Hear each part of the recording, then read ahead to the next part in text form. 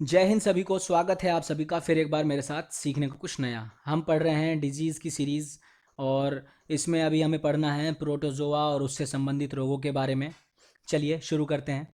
Protozoa से होने वाले कुछ प्रमुख रोग, उनसे प्रभावित तंत्र और उनके लक्षण। सबसे पहला अमीबिक डिसेंट्री, जिसको हम अमीबासिस या अमीबिए पेचिस या आंव कहते हैं।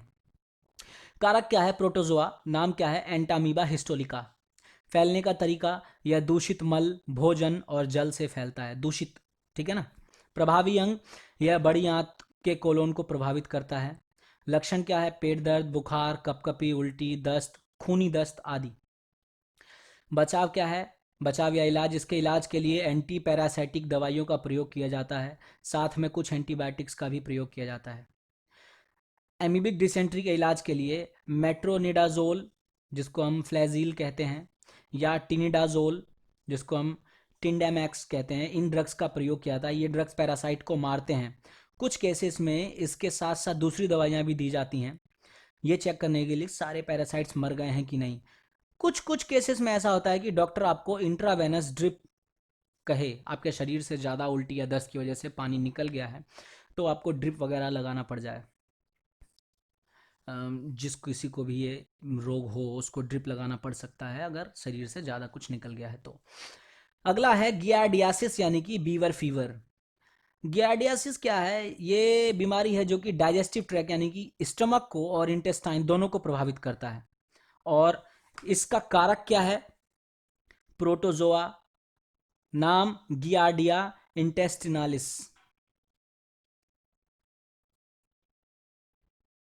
ये ये क्या करते हैं? ये पैरासाइट अपने आप को छोटी आंत, मतलब इंसान के छोटी आंत में जाके जोड़ लेते हैं और वहाँ पर फैट और कार्बोहाइड्रेट के अवशोषण में विरोध पैदा करते हैं, सोखने ही नहीं देते शरीर को।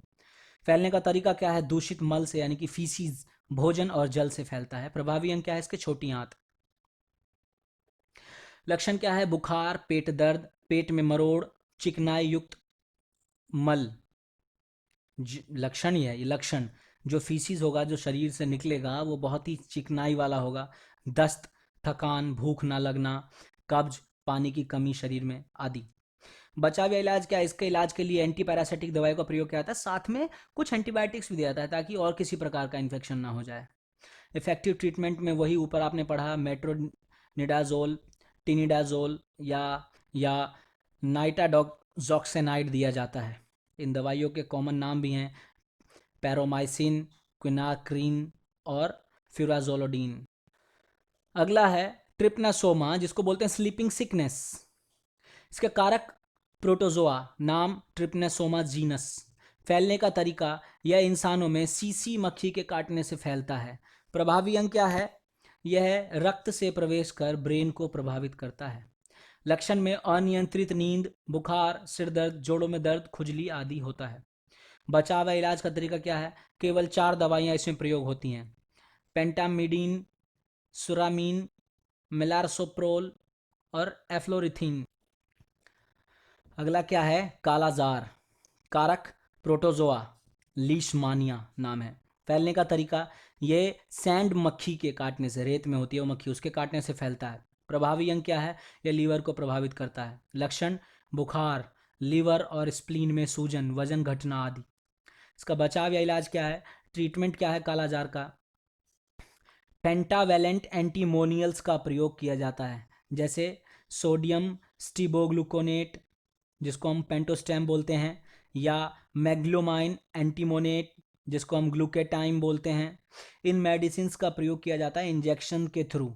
ये बहुत टॉक्सिक मेडिसिन होते हैं, इनके बहुत सारे साइड इफ़ेक्ट्स होते हैं। ठीक है, 30 दिनों तक ये दिया जाता है शरीर में। तो क्या करें, मजबूरी है, देना तो पड़ेगा ही, वरना वो मौत का कारण बन जाएगा कालाजार। ठीक है, एंटी पैरासाइटिक और एंटी फंगल मेडिसिन का प्रयोग इसमें करते हैं। अगला है मलेरिया। ये होता है प्रोटोजोआ से, प्लाज्मोडियम नाम है प्रोटोजोआ का। फैलने का तरीका क्या है? ये मादा एनोफिलीज मच्छर के काटने से फैलता है। प्रभावी अंग क्या है?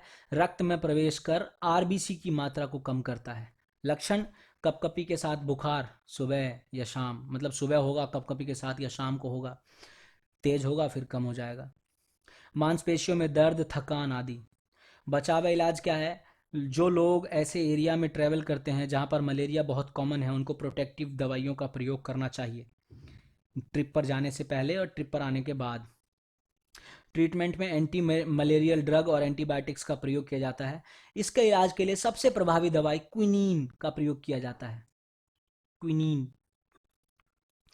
कॉम्बिनेशन ऑफ, देखिए किस किस का कॉम्बिनेशन होता है, एटोवैकोन और प्रोगुनेल, जिसको मेलरोन बोलते हैं, इसका कॉम्बिनेशन यूज़ करते हैं इसके ट्रीटमेंट में। देखिए क्यूनिन सल्फोनेट, जिसको हम क्वालकुनिन बोलते हैं, और डॉक्सीसाइलिन, अक्सर देखा होगा डॉक्सीसाइलिन का इंजेक्शन डॉक्टर दे देते हैं, झोला छाप वाले तो खूब दे देते हैं, उन्हें पता होता है या नहीं पता होता है, जैसे भी हो, पर प्रिकॉशन के तौर पर लगा ही देते हैं वो। विब्रामाइसिन, मोनोडॉक्स, कई सारी दवाइयाँ हैं, मेफ्लोक्विनोन, प्राइमाक्विन फॉस्फेट, ये सब दवाइयों का प्रयोग इसमें किया जाता है मलेरिया में। अगला है टॉक्सोप्लाज्मोसिस, ये प्रोटोजोआ कारण होता है, टॉक्सोप्लाज्मा गोंडी। फैलने का तरीका क्या है? जानवरों के काटने से फैलता है, संक्रमित सुई से, रक्त से, माँ से बच्चे को दूध पिलाते वक्त या जन्म देते वक्त फैल सकता है। यह टिक्स के काटने से, टिक्स चीचड़ी, जू जो कह लो आप, वो जानवरों में भी होते हैं बड़े बड़े, वो उनसे चिपक के खून चूसते रहते हैं, उनके काटने से इंसानों में फैलता है। यह कमज़ोर इम्यून सिस्टम वाले व्यक्ति को होता है। प्रभावी अंग आप देख रहे हैं, इम्यून सिस्टम को प्रभावित करता है ये। क्या है लक्षण? क्या है? बुखार, थकान, सर दर्द, मांसपेशियों में दर्द, लिम्फ नोड्स का बढ़ जाना आदि। बचाव या इलाज के लिए क्या करते हैं? ज़्यादातर हेल्दी पीपल अपने आप टॉक्सोप्लाज्मोसिस से ठीक हो जाते हैं, लेकिन जो इल हैं, बीमार हैं, उनका ट्रीटमेंट के लिए दवाई जो प्रयोग की जाएगी वो क्या है? पायरीमेथाइन या सल्फाडाइजाइन प्लस फोलिनिक एसिड साथ में, इन मेडिसिन का प्रयोग करते हैं ठीक होने के लिए। पर ये अगर इम्यून सिस्टम स्ट्रांग है तो अपने आप ही ओवरकम हो जाता है इंसान इस बीमारी से।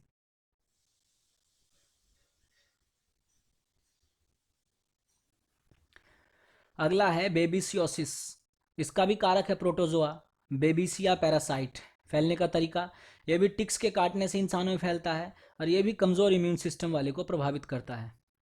ठीक है, इसका भी प्रभावी अंग इम्यून सिस्टम। लक्षण क्या है? बुखार, कमजोरी, सर दर्द, जोड़ों का दर्द, शरीर में लाल दाने आदि। बचाव या इलाज के लिए देखिए, जो पेशेंट बीमार है, babesiosis usually is treated for at least 7 to 10 days, 7 से 10 दिनों तक इसका इलाज किया जाता है, और दो मेडिसिन का प्रयोग किया जाता है, या तो एटोवैकोन प्लस एजिथ्रोमाइसिन, मतलब एंटीबायोटिक भी साथ में, या क्लिंडामाइसिन प्लस क्विनीन, इसका प्रयोग किया जाता है। देखिए क्विनीन मलेरिया के प्रोटोजोआ को मार रहा है, तो देखिए यहाँ भी क्विनीन का प्रयोग कर रहे हैं। जैसे एंटीबायोटिक में पेनिसिलिन एक रामबाण उपाय है, ऐसे ही यहाँ पर क्विनीन। ठीक है ना, ये बहुत गंभीर रूप से बीमार व्यक्ति के लिए भी उपयोग किया जा सकता है। फिर है पायरिया, इसका कारक प्रोटोजोआ एंटमीबा जिंजीवालिस।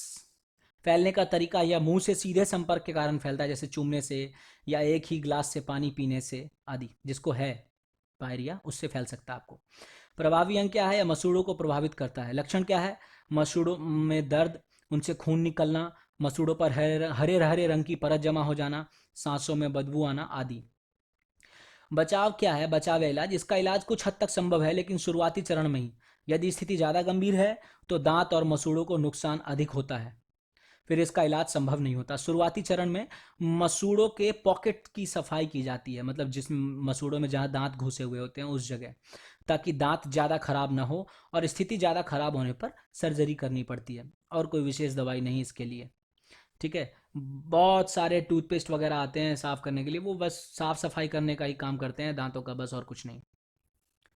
फिर है फाइलेरिया यानी कि एलिफेंटासिस, इसका कारक प्रोटोजोआ वुचरेरिया ब्रांकोफ्टी। ये फैलने का तरीका क्या है? यह क्यूलेक्स मच्छर के काटने से फैलता है, मक्खी नहीं, मच्छर मच्छर। प्रभावी अंग, इसमें पैरों में या टेस्टिस में या शरीर के दूसरे अंगों में सूजन आ जाती है, बहुत मोटे हो जाते हैं। देखिए मैं आपको डिजीज़ की पिक्चर्स भी शो कर सकता था, पर जानबूझ के नहीं किया, क्योंकि खुद ही देख पाने का भी तो दम होना चाहिए ना, वो इतना ज़्यादा भयंकर दिखाई देंगे नेट पे, तो जिसको ज़्यादा हो क्यूरोसिटी वो खुद देख ले। बचाव इलाज क्या है? देखिए इसके लिए कोई वैक्सीन या कोई इलाज नहीं है। लिम्फेटिक फाइलेरियासिस अगर हो जाए तो कोई इलाज नहीं है। बस ये है कि अपने आप को डिजीज़ से बचा के रखिए, सबसे बढ़िया तरीका।